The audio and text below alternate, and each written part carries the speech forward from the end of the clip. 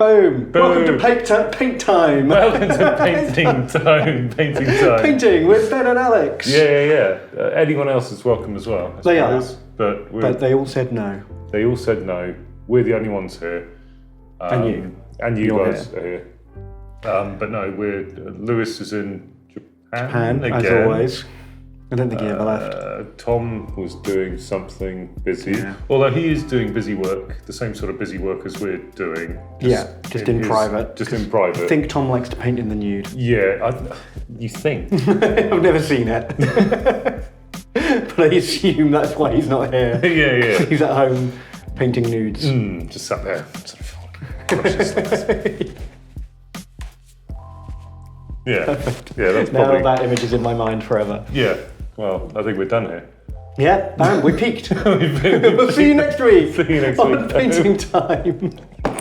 If you all enjoyed that horrible image. I don't know, maybe some people like it. Maybe. I don't know. Let us know in the comments. Yeah. Did you like that? Yeah, see if you want to watch a naked Tom. Maybe he could stream from home. Yeah, in the Tom comfort of his own naked-atorium. We just have to blur the whole room out though. With one little box on the table for his models that it's not blurred. It depends what he paints with. Moving on! Do we do a painting stream because we've just got Adeptus Titanicus. Yeah. Big My box. glamorous assistant could show off the super box. This big box here is big box of a thing. We're super excited because it's based off an old Games Workshop game called Epic, which was originally called Adeptus Titanicus, and now they've brought it back. It's a reboot. Yeah. And it's the best. It's my favourite Games Workshop game because it's Warhammer 40,000, but very, very small. Yeah. And as anyone knows, the smaller the mans, the better the mans. Well, so the interesting, I don't know, the best thing about changing scale is you can suddenly have cooler things. Exactly. You can have bigger and bought a bigger prop. things. Oh. So those of you in the know will recognise this as a 40k Imperial Knight, right? And so a Space Marine's like this big, and he's a big, cool, stompy knight. But in Adeptus Titanicus, boom, same guy. Let's pop him on the camera. Yeah. Although he's all black, so you can't really see him. But he's a lot teenier, and because all the big things are tiny, that means you can get the really big things. Bigger things that are smaller. So it's all very confusing. it is confusing, isn't it? Scales a funny thing. So this guy, he's the Warlord Titan. You get him in the box, and I think the 40k scale one of these is almost as big as me. Yeah, something like that. It's like 5 foot something. Yeah, it's a whacking big thing. Which is just insane. It costs like thousands of pounds. But now we can have a little one for marginally less. Slightly less than thousands of pounds. I'm really excited because Epic's my favourite game. I love tiny things. Here we go. Here's some Space Marines. Yeah. So for the super nerds out there, the scales. So Epic used to be 6mm, which is 1/300 scale. Yeah. But I think in the reboot it's now 8mm. There we go. Tiny Space Marines. And standard Games Workshop is something like a 154. Yeah, which is about 30mm. Yeah. Like Space Marine's about 30mm. Yeah. So 1mm is 54mm. Did I say that right? And I might have done. Yeah, and probably like some grams in there as well. Yeah, a few bits, something, I don't know. Anyway, tiny men, giant robots. I'm excited. Yeah. So yeah, that's it. This is a Land Raider on here. Boom. Yeah. So that's a Land Raider, which is kind of not And it's much like bigger. about a 2p piece size, isn't it? My filthy thumb. Yum. Because I've been Thumb for scale. I don't know, my thumb's quite big. Yeah, I know. You don't have normal human proportions, Alex. I haven't got anything else. What else is there in this room that's to I scale? don't know, we have no bananas. What are we supposed to do? Oh, you're supposed to banana for scale? Yeah, that's the meme. Well, yeah, so we haven't got that. No bananas Anyway, today. so it's very confusing. We've got these enormous brushes all of a sudden Yeah, geez, look at that this. were our normal small brushes. These are probably the biggest brushes. Oh no, I brought my tiny Warhammer brushes. I didn't know we were going for big brushes. No, big brushes, small models. Right. It can't go wrong. I think you've misunderstood what scale means. It's got to be quicker. Maybe my internal... Oh yeah, if the brushes are bigger and the models are smaller, Yeah. then you'd be done way quicker. Maybe my internal conversion It's the worst. Oh man! So what have you got in front of you? What's your plan today? I'm attempting to do two things today. So the first of which is with this terrain down here. Yeah. So this was all old stuff that was knocking around since forever. Yeah. So this is 3rd edition epic terrain, I think, from the late 90s. Yeah, they did some Early old. 2000s. Yeah, they did some cardboard ones and some other ones, but yeah, these I still think hold up. I think These are actually great. Could you put it on the cross? So they're still pretty good ruins. So I went to some our plastic walls and stuff. I went to our local club where I think both myself, Ben, Tom, my shop. Your shop was there. The people that worked in my shop, anyone who ever friend played Ryan as this well. game, Ryan as well, they'd all just dumped all of their terrain. Yeah, we decided we were going to have like a mega epic weekend where everyone played epic, and so we just got all of our terrain together that we had, and we just had, hundreds of these like ruined buildings. Bruce. Yeah. So it's all pretty good, but it was looking a bit tired. So I've gone through and I've added some extra bits, some extra flooring, and done some more rubble and some other bits. Oh, and they're kind of. I assume you're going to be looking okay black and white tiling that, yeah? with this brush. Perfect. Yeah. So what I want to try and do is colour match this to this table. So that's my job, the first. Yeah. What's your next job? So and I've got all of the browns. I've got a whole world of browns here. I don't know, they're very boring. Well, Want me to tilt the camera? No, that's fine. Okay. Oh, round. You're just going to trial and error actually match. Yeah, I think so. Rather than I'm going to blindfold myself, Right. and just all of these are browns or variations of, and we can see which one matches without holding up to the table. Amazing. First. And then once you've done it, you can just tell me the recipe. Exactly, and you can do like your this. painting with that. I can just paint it. It seems to work. So that was my first job, is to try and sort of start paint matching these and give them a touch up, because some of the paint on Is that just the bases, or are you also going to do like the walls in a similar? we're going to decide on the colours of the walls at some point. But yeah, so I think we want to play a game of this sooner rather than later. Oh yeah, I'm So really I excited. Like hopefully like in a week or two. Yeah. Once we've got everything done. So I might just pick something that's easy to paint with the colours. So that was my first thing. And then the second thing I'd quite like to do, once I've figured it out, I'm not sure if I'm going to do all of these, because I think there's a box of another 15, 20 of these runes. Well, the under new game table. only plays on a 4x4. Yeah. So we won't need like a million pieces. No, that's fine. But if I'm painting it, I'll paint it. And there's enough for a 6x4. Yeah. And everything else is... True, because otherwise you'll just instantly forget the browns, and then you'll have to do it all like a colour matching all over again. I've come prepared. Oh my god. I've got a piece of paper and a pen. That's dangerously close to book rules. Exactly. And I think on this, I'm going to write down what I've used, and maybe even do a little swatch Ooh. of the paint. Oh my god. So I never have to think about matching anything to this table as again. long as you never lose that random piece of folded paper. Actually, and that's never happened. No. In fairness, when I bother doing these, which I suggest most people do, either if you've got your own blog where you do your toy soldiers, and there are plenty of places to do that, or just on the inside of your army case or whatever it is, just quickly take a slash of each paint that you're painting your army colour with. I wish I'd done that. The amount of times I've painted an army, and then 4 years later bought a couple more squads for it. And I'm like, how did I make this armour colour? Exactly. People release a really good new model for it. Oh, shit, I need this in my life, and you'll never get it ever again. Yeah. Because Games Workshop alone has got. Yeah, well, they change their colours every couple of years, don't they? They do that as well. But they've got at least a couple of hundred different colours. So there'll be like 10, 12 there's browns. At least 12 browns, and then Vallejo and... That's a good plan. I wish I'd done it. Yeah, no, so I do actually have these either pinned up above my paint desk. Your bed. Above my bed. You just get like a million different walls and a million different like ceilings, and you can make whatever shape buildings you want. Yeah. So this is my next game, is to so I'll do a bit of that.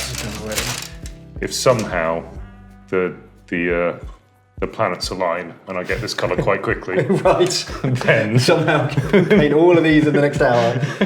then perhaps house building. Perhaps I'll be doing some of this. Cool. And these are okay kits, actually. They're kind of... I thought I was going to do them all last night in front of the TV. Got this one done. Yeah. How much telly did you watch? How long did that take? Yeah, quite a lot. No, the problem is because these are all flat sheets that actually just butt onto each other end to end, right, like this with very little contact. You need to be working on a perfectly flat. Oh, so if any part of your walls aren't perfectly lined up, then nothing fits together. It won't quite work. Yeah. So, and so the corners go in quite nicely. The corners do have little locator lugs. Oh, okay. Within them, sort of here and here and here. So you can kind of get the corners, but each of these buildings, this is made up out of 1, 2, 3, 4, 6, 7, 8, 9, 10, 12, 13, 14, 15, 16 pieces. Wow. Yeah. Well, I got you beat there. This tiny knight. How many pieces would you say this 30mm miniature comes in? 22! 22 bits. 22 bits to build that little guy. That's pretty good, huh? That's absolutely insane. It's going for a high score for one reason or another. Okay, cool. That sounds fun. I'm doing, I've just finished airbrushing my Titan. So what I did was I started with him like this. This is my half-done one. So I built him naked. He's got none of his armor plates on. He's just like a bare naked skeleton. Yeah. And then I sprayed him black, sprayed him silver, ink washed him, and then all the armor plates still on the sprue, and I like airbrushed them on there, and then glued them onto him. So now he's dressed. I need to go in and do all the detail. So I started here, some gold trimming. So all the little armor plates got trim all over them. So I've got a lot of little thin gold lines to draw here, and I'm going to try and do the head. And some other bits and details all over him, because he's got a few armor plates that I had to build at the same time as the skeleton, like part of his gun here and his missile launchers and his back. So much detail on it, isn't there? It's one of the most detailed models I've ever built. It's kind of daunting. I don't even know where to start painting him. Well, you've started now. Yeah, but now that I've done the bits that are just spray painting and throwing ink on him, now I've actually got to look at the detail and figure out what the hell I'm doing. Yeah. I magnetised him, which I recommend everyone does. If anyone has a big model like this that can have different guns, you should definitely buy some magnets, and then you can swap the guns out later. Yeah, because we're all a little bit in the dark as to what's going to be released for Adeptus Titanicus at this stage, aren't we? They're definitely going to do some new guns at some point, because the game comes with like 20 different guns you can put on this guy, but you only get the one set of guns in the box. But it's really easy. This is the first Games Workshop model I've ever heard of that has left room for the magnets. Yeah. You see here, there's a little 5x1mm magnet in there, and they've left a recess of just that size. So you don't have to, normally Games Workshop models, you have to drill out a hole to put the magnet in, which is a pain, lining it up just right. Yeah. So well done. Well done to them. Well done to them. Maybe they realised it's something that people are doing anyway, and will always do. And it takes them, 20 minutes to design into the sprue. Like, I guess they do it on the computer, and then like 3D print it out or whatever. Yeah. So it's very little work for them and saves us hours of fiddling about. So thank you, Games Workshop. Yeah, thank you. I might actually get my 10mm drill bit back one of these days. Has Tom got it? Probably. I'm not sure what he's using it for. I did. No, best not to ask, really, isn't it? I did do be one of his projects. Some custom stuff here. I sort of like bent his toes down and had him I found an old Epic tank in my bits box. So that's the bit I find the most fun, actually, is like building them, putting them in cool poses and doing like scenic ruins on the base and stuff. So my mind has changed a little bit on how much I enjoy building toy soldiers. It used to be the most fun thing. But now that a lot of it is needlessly complicated. Yeah, like 22-piece tiny knights. I'd see it as more of a chore, and actually, when I realised that if I need to paint something, I'm going to paint it for it to be on the table, and it's a playing piece, it's a toy. At the end of the day. Yep. I occasionally paint for display, but very rarely. Yeah. Normally, the stuff just gets painted as fast as possible, and when I can paint 10 models a day to an okay standard, right, and it takes me a full day to build 10 models as well, Yeah, it's like really limiting how much you can get done. Yeah, I mean, if I can build and paint 10 models in a day, that works for me. But when actually the build is so complex that's a full day's work as well, that's a bit of a... I know what you mean, because I don't get a lot of time for building and painting anymore. Now I've got a little baby. So yeah, these warlords have taken like 2 evenings each to build. So that's like a full week of evenings, like building this stuff. Whereas back in the day, sticking arms and legs on a Space Marine, that did not take. No, it used to be doable. And I suppose I've become a bit more discerning as well. I do actually bother to clean mould lines and everything else now, which maybe I didn't do quite so well back then, and drilling barrels and other bits. But yeah, but if I do want a big army... Well, there's a Land Raider. That's a single piece model. I just literally glued on the base. Yeah. And you can paint it so quickly, like just a bit of ink and a dry brush, then pick out the details. So what kind of pervert school did you go to start basing your epic models? So this is... I've got 3 epic armies, and none of them are based, apart from the infantry. Obviously you have to base the infantry. None of my vehicles are based, but I've just started a new epic army to go with my Titans, and I thought I want this one to just look a bit different and special, because I'm going to spend like quite a lot of time and money on it. Okay. So I thought maybe putting them on bases would make them look a bit more pro. You know, I could do a bit more. I could put some like rubble and ruins and men on the base to like make everything look like a little like diorama. Yeah. So much so I've been experimenting with this. That's like a standard epic base, the strip. But I dug up some Flames of War bases. Yeah. I don't know, I can't decide. Which one do you reckon looks better? Like the thin strip or the little skirmish blob? I like the squares only because they're slightly lower profile. Yeah, and they've got that beveled edge. Than these, and the beveled edge really does sort of help at that See if I can scale. zoom in on that. It might depend on the rules if this does end up getting properly supported, and I think this Titanicus release has gone very well for them. Yeah, they sold out of that big box. Yeah. Like within like less than an hour or something, I'd heard. So either they didn't make very many, or they sold very well. I'm not sure we'll ever know. The story is, all the Adeptus Titanicus stuff, the rules were made and the models were sculpted and everything was ready to go over a year ago. But then when they brought out Blood Bowl, but the Adeptus Titanicus was going to be a Forge World product and everything was going to be in resin. Yeah. And it was going to be like a specialist side project. But then when Blood Bowl came out and sold really well, they thought, oh wow, if we sell these kind of numbers for Titans, we better make it in plastic. Yeah. And Necromunda was next in line after that. Exactly. So they delayed it, really redid all the sculpts not redid the sculpts, but retooled the sculpts to work with a plastic mold. And now it's out. I think that the miracle may have happened. It's fairly close. Oh my god, that was quick. Yeah, put a touch more paint on it, sort of saturate it a little bit. Yeah, so just on top of the black like that. Yeah, get some of the grey off. Well, on top of the grey, but and then a little bit of variation, some darker brown patches. Yeah, and, but we're not a million miles away. Yeah, what colour is that? I don't know. I just put it back with the rest of the browns. How am I supposed to know? Actually, if I do it like this, let's see. So then there'll be a record. Start your own YouTubes, and then you'll have an infinite You won't record. even need a pen and paper to lose. That's assuming this ever gets aired and doesn't just get hidden in a... locked in the vault. Yeah, locked in the vault with all the rest of the stuff. So this is a Vallejo model colour. And just in case we've only got the sound and no camera, I'll read it out.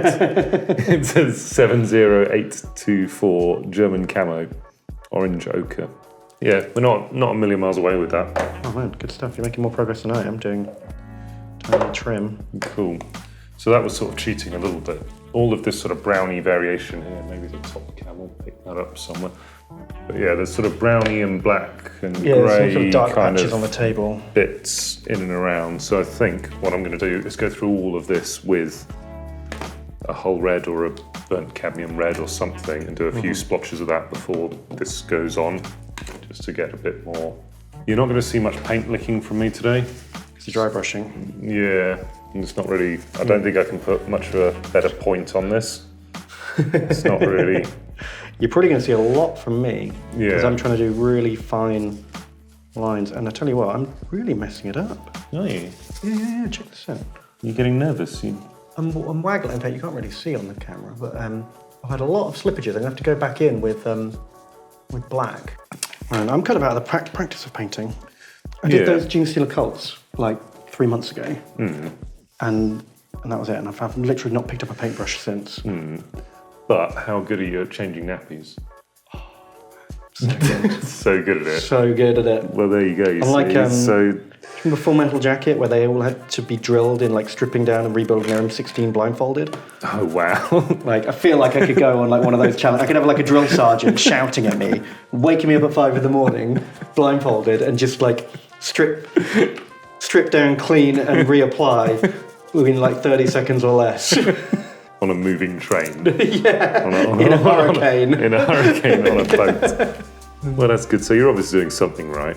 I mean, yeah, I'm not totally wasting my life. I'm not sure it's going to make you king of the nerds, but, which I thought was that is my end game. Yeah, but then, I don't know. Maybe you've had your sort of your time in the spotlight, haven't you? I've had my you've had your 15 minutes of fame at being all right at a game or two. Yeah, so. I've had my got my trophies. Yeah. Yeah, I tell you what, once I did start winning a lot of trophies, I suddenly became a lot less interested in doing it. Like, I won the European Championship for Armada, and then immediately just like stopped caring, and stopped trying, and just started taking like goofy lists and like not keeping up with the forums about like what people were taking and what was considered like the new cool thing. And well, it's not the jet setting lifestyle that a lot of people at home probably imagine, is it? I know that sponsorship deal was no good. Still I don't know, what is it? I mean, there's only so many things. I suppose energy drinks would maybe sponsor wargaming. Maybe. I think there's just no audience. The problem is like, Dota and Overwatch and Hearthstone and stuff are kind of fun to watch. But I tried to watch the world final of Armada, and me, someone who fucking loves Armada, like way more than a normal person would, I couldn't watch it. After about half an hour of a 2.5 hour game, I just turned it off. Yeah. Because if it's unwatchable for me, then it's the rest of the world's got no chance. Well, exactly, and this is if people are playing sort of super high end. Oh yeah. I don't think wargaming, unless they like could really come up with a totally different format, it can never be like a spectator sport in the same way these other pro esports can be. Well, I mean, this is sort of what we're trying to do, haven't we? We've been sort of experimenting, feeling things out with Battle Boys and stuff, and actually even to a lesser extent the board games that Yogs have been playing for the last sort of doing them on and off for like a couple of years or something. Just trying to get good formats that are sort of watchable for that. But I don't know if the best thing for board games is to be playing them at home with friends. Chess obviously works and does get televised very, very occasionally. Or at least certainly has a reasonable following on the internet or whatever. But how do you actually beat? Like, how do you get paid as a pro? Is there such a thing as a pro chess champion? Like, are the grandmasters? Do they have jobs on the side? Are they all like college professors? Well, a lot of their chess clocks are actually sort of brand sponsored by Seconda or Rolex or something. Okay. And if that's enough. Maybe. Send us a couple of Rolexes. if you're watching. Wow. Does that work? That's a good segue. That was good, wasn't it? Yeah. They won't even see it coming. Flowed so smoothly. Other watch brands are available. Or not, if we get someone. Or not, if we get someone, yeah. Exactly. Then they're the only brand available. But yeah, I don't know. Chess is such a universal game that I suppose there's a bit more. Yeah, and it's a classic. It's got thousands of years behind it, and you can't really compete with that with the little Warhammers. Well, Warhammer's doing all right. Sort of 30th birthdays coming up and stuff, aren't they? I think for certain things. And I'm going to try this gold. It's got really sticky. I think it's all the lights in here. Ooh. And I don't like sticky paint. Yeah. So I'm going to try. Got a bit of thinner here that I've never used before. Okay. Because apparently, I've been told, Putting water in your paints is great, because you should thin your paints, but even better than water is some acrylic medium, which is basically paint without pigment. You pick the right model to try it on. Oh yeah, the centerpiece, the very expensive, spend a long time painting centerpiece experiment. It's honestly the only way you learn. A lot of people fiddle around, don't ever feel they can do their models justice. Yeah. I've got friends with, attics and attics of unpainted models that have never really They've never got the confidence and courage together to actually start, because in their head they've got this picture of how they want it to look. Yeah, and it's an aspirational hobby, I get that. You want your things to look like they do in the magazines or even on the Battle Boys screen. Maybe not. But no, you want stuff to be really good, but a lot of it is unachievable without practice. Hours and hours and hours and hours of practice. Yeah. And the models might seem expensive now, and some of them are. Yeah, it's not a cheap hobby. But in 10 years' time, if you're still into the idea of having a beautifully painted cabinet of stuff, in 10 years' time, I don't know if I'm still going to be doing this. I will be to some extent, but my dreams from 10 years ago about my war gaming thing, you want other things to happen, don't you? You don't necessarily want to have a Games Workshop style army with all of the bits. I tell you what, having a whole army finished is so much more satisfying than having a load of half-started things and unpainted stuff. I was always like that. I always felt like every time I started painting it, every brush stroke I made took it further away from how I wanted it to look. And everything had to be a masterpiece, Yeah, and then eventually I just stopped caring and got some stuff painted and done, and you know what? It was fine. Although I wasn't as happy with them as I wanted to be, the fact that I got them all done and they didn't look terrible more than made up for the fact that each individual one wasn't as good as it could have been. And I'm not sure if everyone's the same, but I certainly at the end of a project get a bit of an adrenaline boost. I find it very, very hard to paint the eyes or that final few ribbons or that final colour across a whole army or whatever it is you're doing. Yeah. You're actually physically shaking from excitement because it's kind of... Like you're nearly there, the end is in sight. It's like running a marathon, I guess. Yeah, that and possibly the fact that you stayed up for 4 days to do it before a tournament. You've had 2 hours sleep a night for a week. Sleep a night because you had a tournament to sign up. That's one good way to stay motivated, is sign yourself up for a tournament.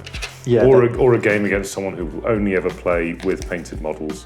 Because I'm getting more and more Nazi like that these days. Yeah, I know what you mean. I used to just play whatever down the club and not care. But now, if I'm putting the time in to paint all my guys, I want the other guys' stuff all painted too. Yeah, and the quality doesn't matter. No. I don't expect everyone to paint Golden Demon or as well as me or... No, I just don't want to see a load of grey plastic. I don't want to stare at grey plastic. That's all it is. And a 3-colour minimum without this tournament version of 3-colour minimum. Well, the bases are black, the model's grey, and I painted a shoulder pad red. Fuck you. No. It's so easy. You could literally, if you had a Space Marine army and you didn't really want to paint it, but you also didn't want it to just look grey, you could spray the whole army one colour, green, red, blue, whatever. Yellow, white. Sure. Just literally whatever colour those Space Marines you want to be, and then paint all the guns black and do the shoulder pad trim. Yeah. And if I was playing against that, I'd be brilliant. That's painted as far as I'm concerned, The other thing is it's fairer on your opponent, because actually I find it quite difficult from the other side of a table to actually see what a model is armed with. Oh, when you tell different things apart. When it is a massive grey. Yeah. And when Games Workshop, well, certainly them and other people, you get out of Flames of War and it's even more apparent because they're tiny guys and you've got no idea what they're wearing or what they're doing. Yeah. These are tiny sort of 15mm models. Can't see what you're fighting against. That little bit of colour. You can't tell which ones have got the special weapons, what's been blocked in. And with Games Workshop doing the dual kit models, they actually have a very similar silhouette to each other every time. So you've got a Hydra or a fucking Spogulong beast monster or whatever the new things are called. I don't know. And it's got like a different head, and it works completely differently in the game. And yeah, unless if it's not painted, it's really hard to tell those things apart. Or if it's barely even built, actually, where the head hasn't been put on the thing. You know, because you've got that option of building it two ways. And they haven't decided yet. Haven't decided yet. No, for fuck's sake. Like, yeah, all of my guys with nothing in their hands are my special weapons. This squad's got plasma gun, this one's got a flamer, this one's got a rocket launcher. So, wow. Yeah. That's I once played against a guy who had an army of legs on bases. That's all he'd done. He glued all the legs on the bases and nothing else. Great days. Oh man, we're turning into grumpy old men. Yeah, it's good. If you want us to be more grumpy or more upbeat, then let us know. And do you want more grump or more men? Yeah. Tell us, and we'll be one or the other. One more grumpy or more manly. Can we not do both at the same time? Or older, we could be. Well, we will be older. That's true. We can't help that. Yeah. Unless we can. Unless anyone at home has got. Oh yeah, let us know in the comments. Something we can. Secret to eternal youth. Who knew? It was in YouTube comments all along. Behind that. Get good, noob. Oh, I like to think that the secret to eternal youth is written in all caps and misspelt. So I've brought a few other things with me because I know not very long from now I'm going to lose my mind painting very thin bits of golden trim. Okay. Well, you see, the beauty is until we do actually get that Rolex sponsorship, we're not going to know what the time is. This might end up being a 4-hour-long video. Yeah, and you just sort of on the big clocks, like from Wimbledon. Right. Behind the... Tennis clocks. Yeah, tennis clock, chess clock, whatever. Anyway. Well, yeah, if you have a chess clock, you need a tennis clock. Yeah. I can't talk. You can't talk on one's game. If I talk, my hand will shake very slightly. Oh. Does it help that I'm doing quite vigorous dry brushing on this end of it, on the same table as you? Funnily enough, it's not a great help. Well, I don't know. This is a pretty solid table, but here's the nice thing. I've after airbrushing the armor panels on this guy. Yeah. I varnished it, so now I can, if I go over the wrong bits, I can just re-wet my brush and wipe it off and get my hand in there. Nice. And it just comes off the varnished paint much easier. This is of all the things I hate painting, it's thin bits of trim. The one thing I hate actually that's worse than thin bits of trim are these molded banners that people do.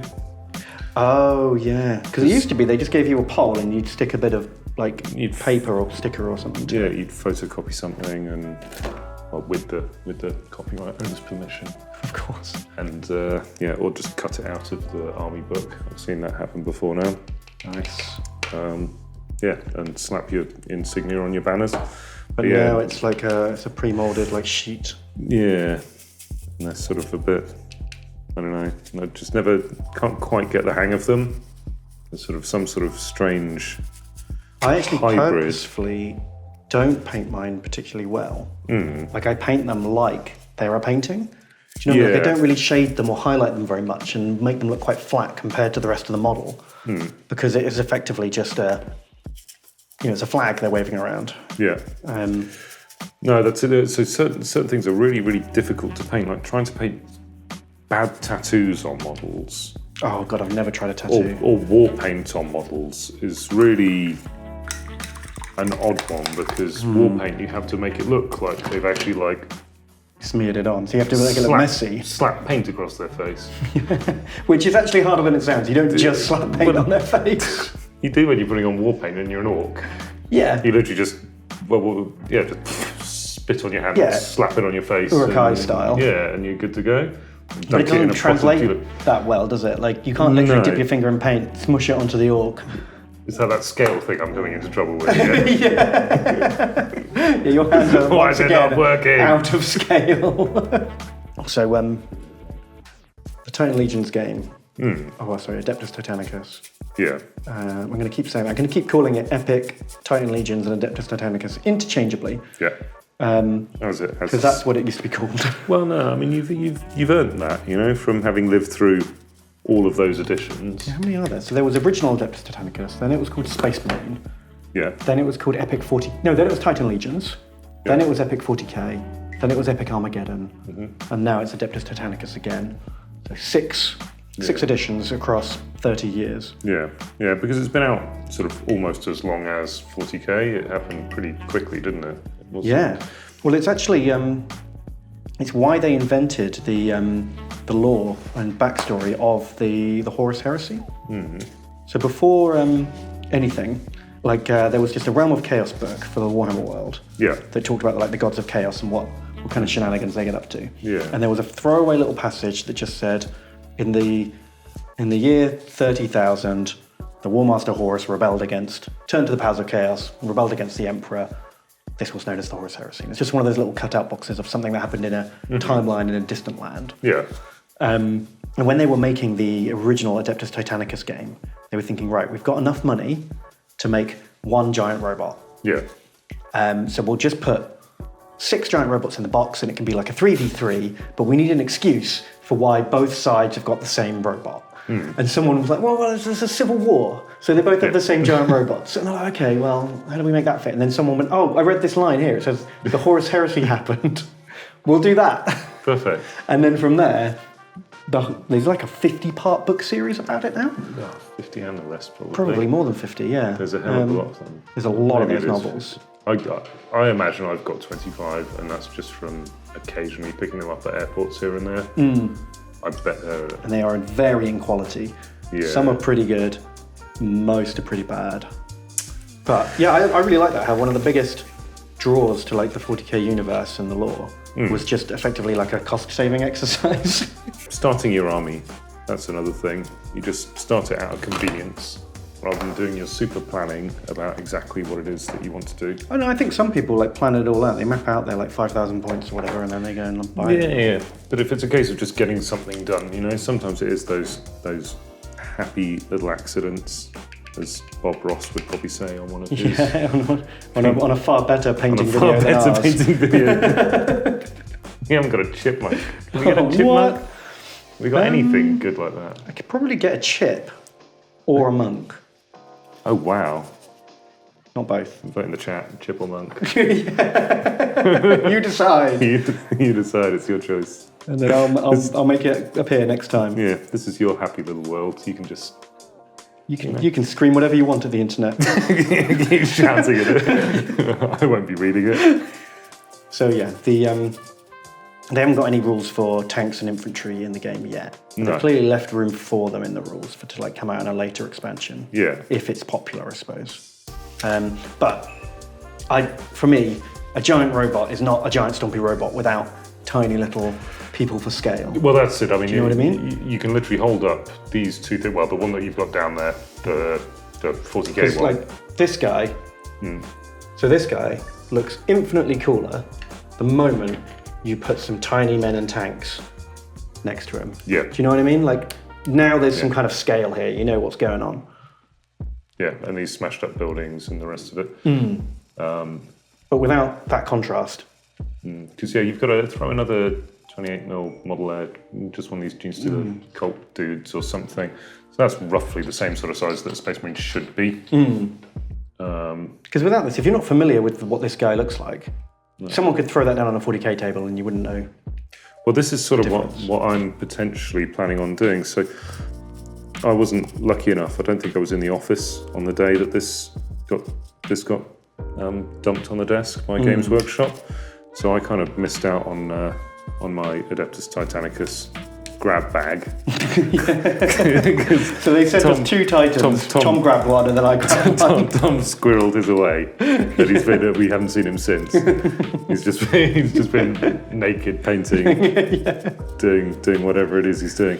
So I sort of missed out. So I'm either, and I did get a bit of a robot fix over the last couple of months because I've been working on some Imperial Knight Titans, but the large scale ones, like Ben's green one that he showed earlier. Okay. So I have been working on a couple of these, haven't you? anyway. So I wasn't all that that fussed about doing another very similar model so quickly. If I do want to play this, I'll probably just proxy in some of my larger Tyranid models. Oh man, I'd love that, because that would suddenly be so different to, everyone else is going to have the 2 Titans, but you just use the same rules, and have a model of a similar size, but this one's a Tyranid one, and it's got, a bio cannon instead of a whatever cannon. Because we all know that you guys love the homebrewing at home. We all love the idea of Kill Team, but we found it a bit limited in your options of what you could take. Yeah. And we did play some test games off camera with Imperial Guard and Genesteel Cult, and we realised that having 20 terrible guys armed with las guns shooting at each other across a ruined plain was a really boring, tedious game, because you were rolling lots of individual dice. You're like, okay, this guy, he misses. This guy, he hits, he doesn't wound. Okay, and then this guy. And it took ages, and it wasn't very exciting. And none of your guys had any character, because there was 20 identical guys. Yeah.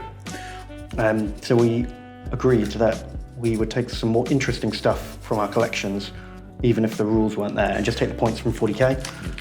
I mean, this is always a really good way to skew statistics, but I think between us, we've got a combined gaming age of 100 years or something stupid like that. Yeah, probably. It'll be something like 20 years each over the 5 of us that pop in and out or whatever. We've done enough of it that we can probably... We know what we like. Yeah, we know what we like. We can probably do some things and get away with some of that home brewing. You kind of have a rough idea how to balance stuff, that it's kind of on the edge of fun and interesting and competitive without it being... And we always make sure that stuff horrible. that we've made up is, if anything, it's probably overpriced, overcosted. We always err on the side of, well, let's make it more expensive than we think it should be, because then no one can complain that we took the best thing ever. No, that's it. And if I were to ever turn up to a pickup game, which I don't think these well, actually, if you just go to a club, used to if you go to clubs, I suppose. Yeah, I used to go pickup games all the time, but no, I would never try to use homebrew with someone that I didn't really know very well and was just turning up to meet at a club. That. And if you do, you take something that's so overcosted that it really does actually give you no advantage. It gives you a disadvantage of anything else. Yeah, but I was surprised how many people were upset by it. Yeah. Thought people would be a bit more chill, because it's not like they were playing the game. No. But no, people did not like it. Maybe we'll do less of that in the future. Yeah. And I mean, so I think one of the first, I suppose a lot of people watching this are probably Americans. You've got a very different gaming club culture to what we have in England.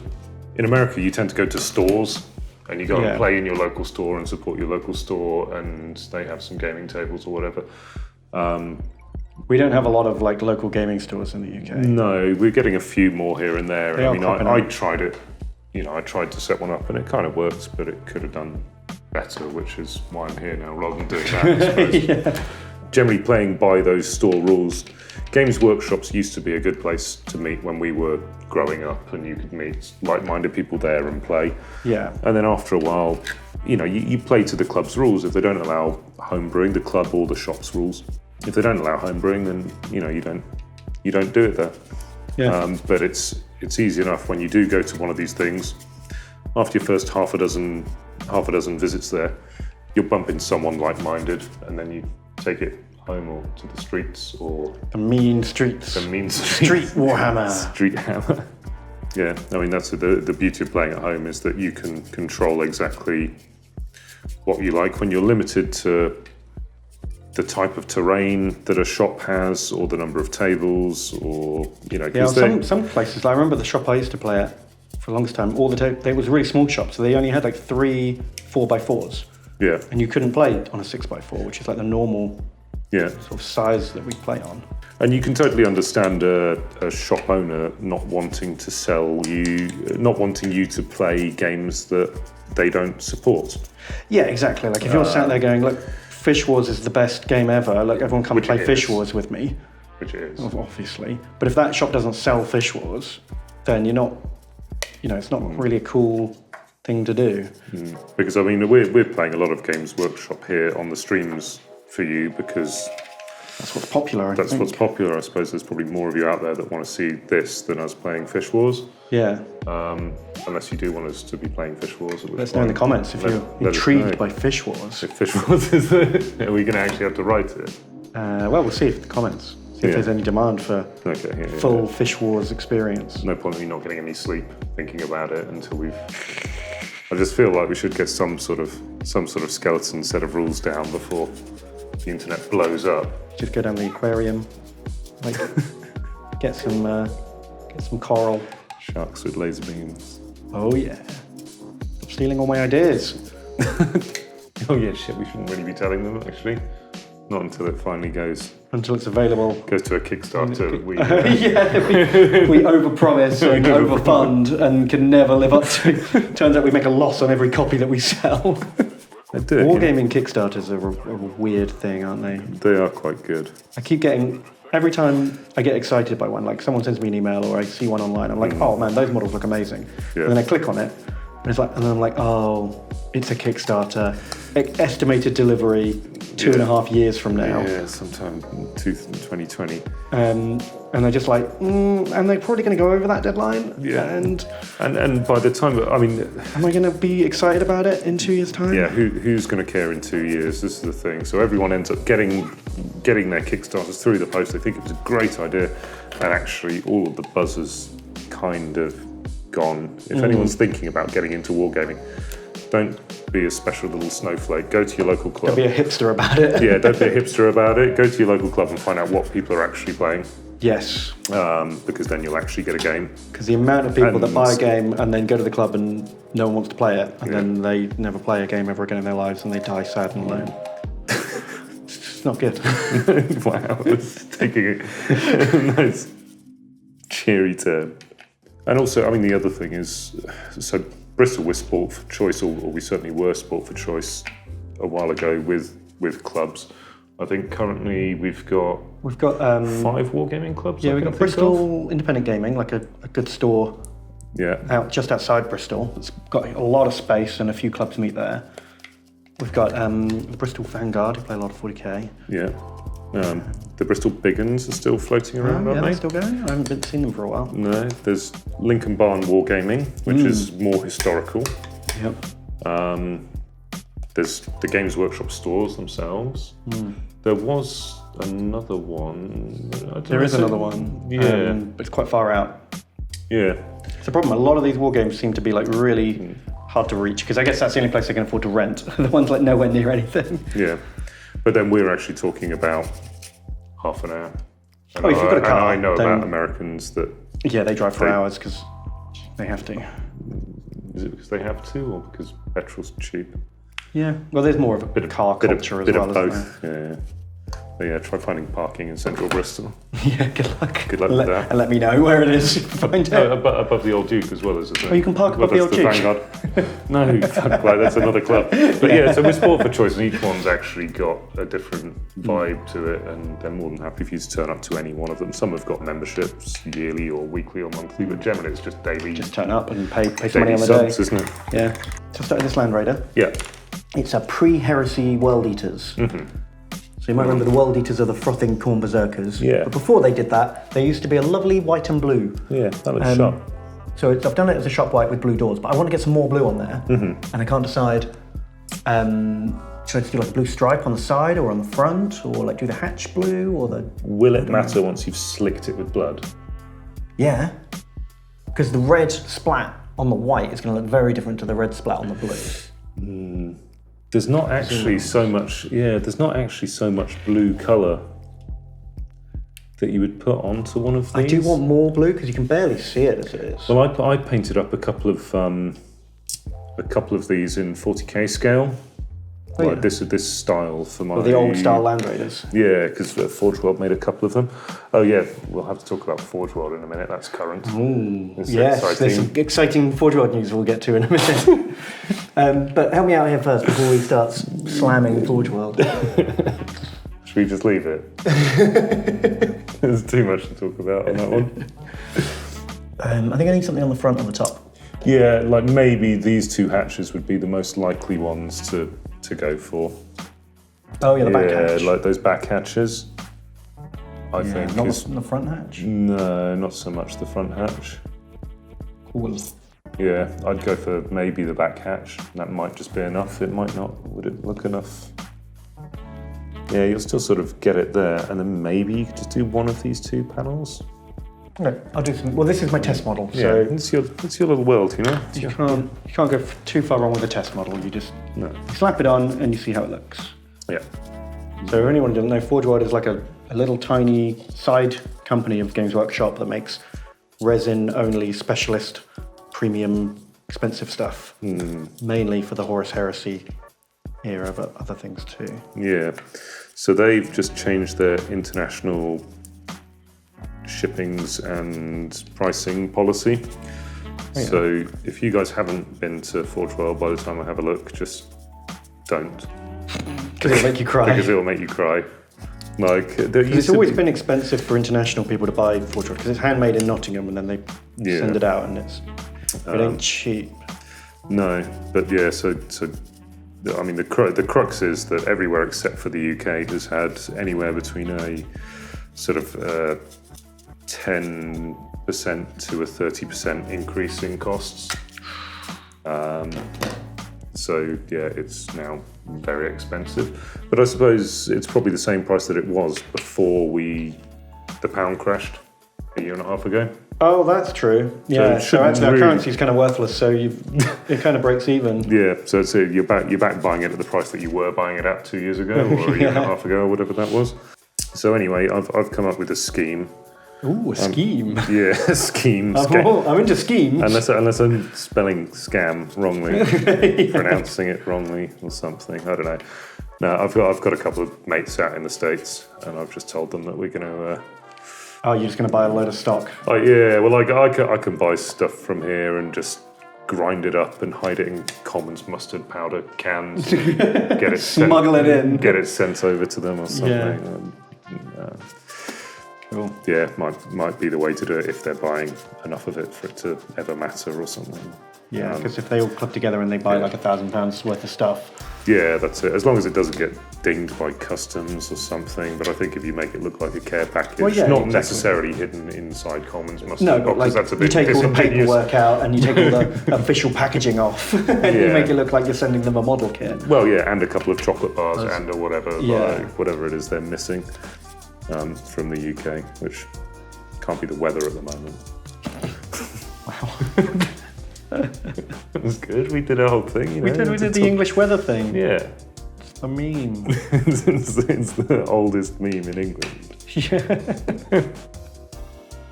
I like that. Pre-internet memes. Like I feel like that's like a specialist area of study. Yeah. Okay. Small. Oh, what? That's going to be. Blues. Oh, that's way better. No, that looks good. Yeah, do you think it could be a university degree one of these days? Like surf studies? Well, yeah, if you can do like... A degree in memology? Yeah, memology. I'm sure somewhere already offers a memology course. Definitely. You do your bachelor's in psychology or something, and then you do a doctorate in, deep meme study. Well, how else do you think Dr. Yogs got his position? He must have done. Exactly. And then with his understudy. And your grade is just a happy face or a sad Pepe. Yeah. Literally. A grumpy cat. Grumpy cat. They only grade you in memes. Oh, there's a lot more sad memes than there are happy memes. Actually, I know. I was trying to think of a good one. Either that or you only enjoy the sad ones. Yeah. The only ones that really register. You're like, oh, this is kind of my favourite thing now. Because the happy ones don't give you that bittersweet. No. Send Ben a smiley face in the chat. Or a Pepe. Or a Pepe. Send a Pepe in the chat. That'll make me smile, even though he's not smiling. I don't understand this. Kids these days. I know. If I want to match my bases to your bases, what do I got to do? How do I get in on that? Yeah, so currently they were like a kind of grey colour. Mm-hmm. And so this was I haven't actually got an unpainted one, but yeah, so everything was sort of spray painted. Well, so I just painted directly over what they used to be painted. Right. So they would have had a black undercoat and then a kind of browny colour like yours has got now. Yeah. Which isn't really showing through so well. And then they've had this grey coloured spray on them, which is a wacky colour. This is a colour called Coal. Oh, okay. From Montana Gold spray paints. So I use quite a lot of artists' rattle can spray paints like to do terrain and things, graffiti stuff. And the Montana Gold, certainly in England, is relatively cheap. It's cheaper than Games Workshop stuff. It's absolutely fine for terrain. And actually, I do sometimes do models with it if the weather is perfect outside, right, and it's not too humid, and you can get far enough away, and it's not windy, and all of that stuff. Yeah, because I mean, there's no quicker way to totally fuck up an army. Yeah, than to spray paint in the wrong conditions and just get that bubbling effect all over it or something. Yeah, so this stuff that isn't quite as controllable, but you can rip off the Games Workshop size spray nozzles from their cans, or Army Painter spray nozzles, or whatever the nozzle is, and chuck it onto these, and they've got 120 different colours there. Oh, wow. And it's nearly as good as the Games Workshop stuff. So, cool.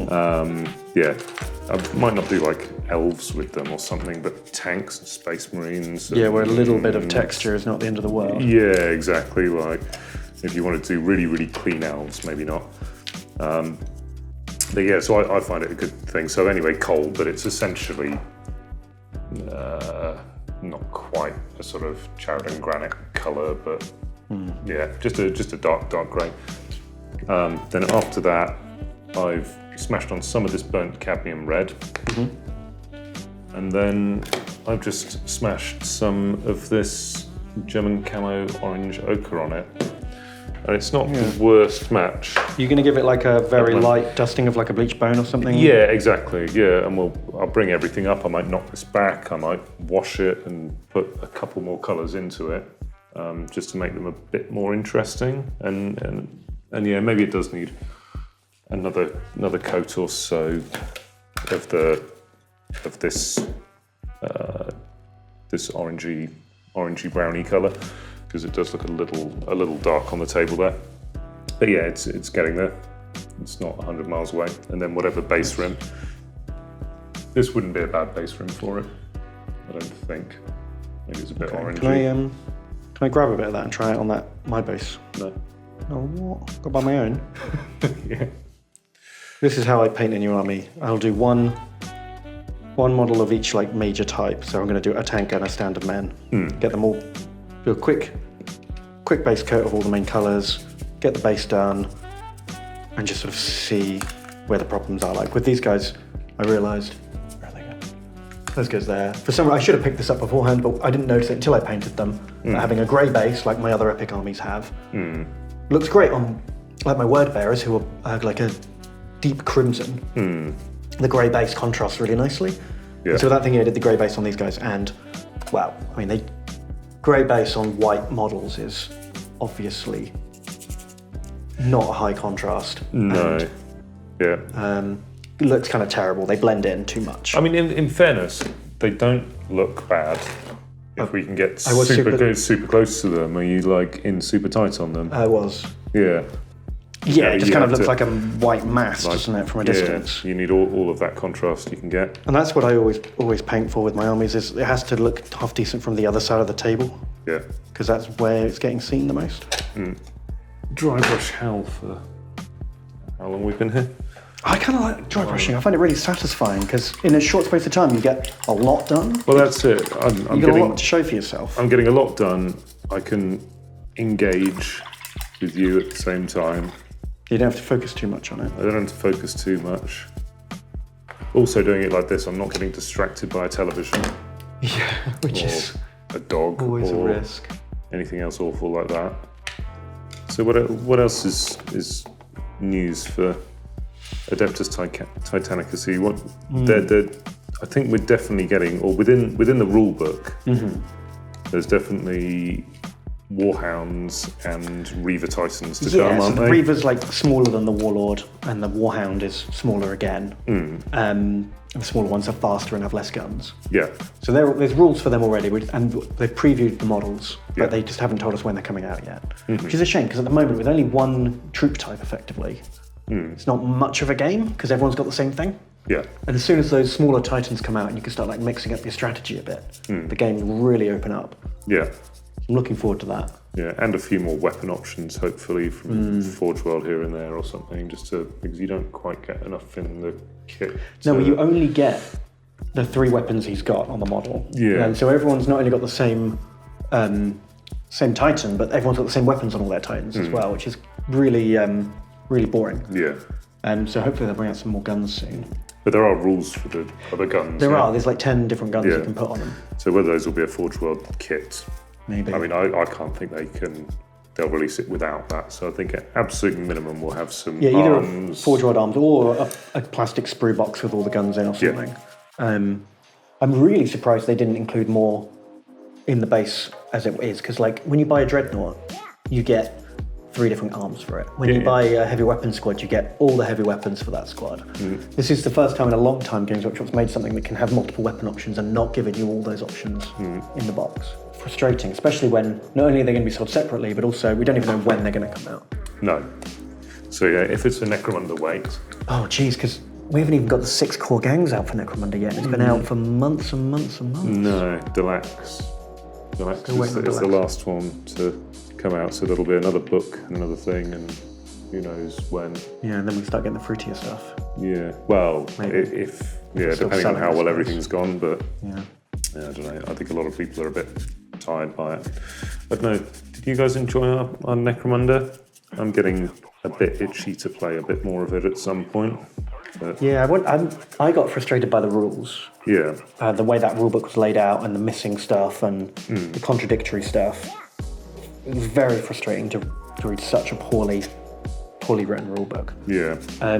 Well, it's not a poorly written rulebook. At the moment, it's 5 poorly written rulebooks. Yeah, each one superseding parts of the other one. Each one references the next one. And it's insane, the plan they've gone for. Yeah. It doesn't make sense, and with that many. But I reckon you could bash together the rules for the old one and the new one together, take the best of both, and make a fun game. I mean, again, you're getting into homebrew territory, but I think that's something I'd rather play than just straight out of the box. Oh, so this was a fun bit of news. I don't know if you heard this one. And I'm not sure if Duncan's been in the office spitting venom about it. But so I think one of the next releases to come out is going to be the Space Wolves release. Oh yeah. And they've actually FAQ'd it before the Codex has come out, which I think is it's a first. So, they've already made corrections to rules they haven't released yet. Wow. Good job. So I think they've. I'm not sure. In some ways, that's really good because it means you don't have to wait for the corrections, but also like, geez, guys. Yeah, I mean, obviously these things are queued up for it got months, sent to the printers months ago. Yeah, beforehand, but yeah, I think they realise what do they have? They have something called Wolf Sagas or Wolf Shouts or Wolf something, some sort of special ability. Okay. And yeah, there just aren't really rules for being able to use them. Oh, so there's loads of references to rules that don't exist. Yeah, and a list of the things, no real way to actually use them. They have to sort of go through and clarify quite what this thing is. Can I get some tissue? Yeah. You got spillage. Ink spillage. Oh, wow. The worst kind of... At least it's brown. Yeah, no. Brown on brown could be worse. It's a good look. So yeah, nice spillage. Good. It's come out well. You'd never know. You'd never know. It's perfect, isn't it? Yeah. I'm glad at least we didn't get it on the nice table that's underneath this. I knew it was a good plan having this. Because, getting these things colour matched has been my only thing. I don't think I've actually managed to... we haven't got so long left. No, we're going to have to wrap up. I don't think I'm going to get many of those buildings made. Oh, once again. So that's going to be another night. Setting yourself up for failure. Not doing it in front of the TV. It's better to have more things to do than not enough. I've been sat here just twiddling my thumbs with nothing to... Yeah, I got a bit ambitious and brought everything through and did a little bit of a few things. The hobby never ends. When you get into it and you've got a couple of projects on the go, there's always things, and you could always do better. That's another thing about worrying too much about if you've painted something amazingly.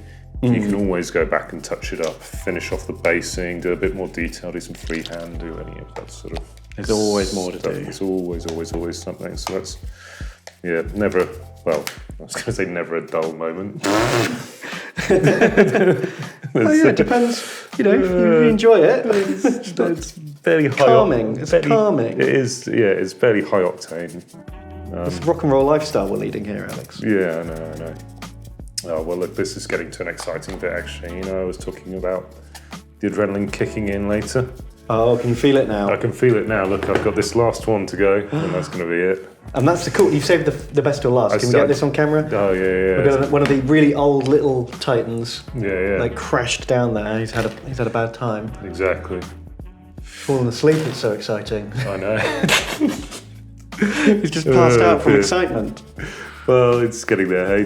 Hey, so there's things to do. There's that too. I've got a load of other crazy old epic terrain that I sort of dredged up out of these boxes as well. But I think we'll probably save that until we get a game on it. So I think we'll have like Tom's Titans versus my Titans, hopefully up in a week or two if we can get them painted, and then hopefully we can get one of us fighting your stand-in Tyrannid Titans that we'll just use normal Titan rules for. Unless I get super excited and do end up buying a bunch of this stuff, but I'll get this terrain out of the way first because then we've got it. Then we've actually got something to play on. We've got something to play on, which is kind of the key. And my stuff can take a bit of a backseat. And maybe once this is all built, I'll be in the mood for a cheeky game of Titanicus. Yeah, I have a feeling I'm going to end up playing more epic Armageddon than I am Titanicus, but just with the new models. Well, shit, maybe you and Tom can play that at some point. I don't know how well it'll work on camera because the models are so small. Like, if you thought you had a hard time following what's happening in a 40k game, wait till the models are the 1/5 of the size. You've all got something to look forward to at home, haven't you? It's gonna be good. Can't wait. Look at this, you're excited. You're watching every brushstroke now. I am. Yeah, I don't want to start something new myself because I know we've got to stop in a minute. Because this is too exciting because you can't take my eyes off of it. Exactly. What's going to happen next? Are you going to get it on camera? Everyone needs to watch. Look at that. Look at this technique. So painting terrain really isn't actually that difficult. No. You can do it better than this, obviously. But I can't. No. But yeah, it is as easy as getting okay at dry brushing. Yeah. And come on, feel it. Are we doing that? Oh, almost. I don't know. I could be going for hours. There's always more to do. There's always more to do. Yeah, exactly. Now I get the fun job of picking out all the difficult bits. Fuck. Well, that was fun. We go. Yeah. Enjoyed it. We got a lot done, I think. You got a lot more done than I did. Yeah. Well, my stuff was easier. I did one Land Raider that's not even finished because I haven't done the silver. I painted a base. Oh, hang on. Look, this is it. This is my grand total of what I've managed. I've done the trim on 2 arms. Yeah. I've done 1 tank, 1 base, and a single knee pad. Yeah. That looks all right though. But I don't know. I think a sneak peek. I don't know if the upstairs camera's working, but I think those probably look all right from up there. I'd like to have a look on the camera. I can do it once here. We're sort of done. But oh man, that's going great. Jesus. But yeah, I don't know. They kind of look a bit like a thing. We'll get some roads and some other buildings let's get this guy. Yeah, get that guy in there. It's starting to look like an Adeptus Titanicus table to me a little bit. It's not the end of the world, is it? There we go. Looks like an epic table. Done. Perfect. Looks good. So look out for that video coming soon. Yeah, cool. Nice one, guys. Thanks a lot. See ya. See you in a bit. Bye.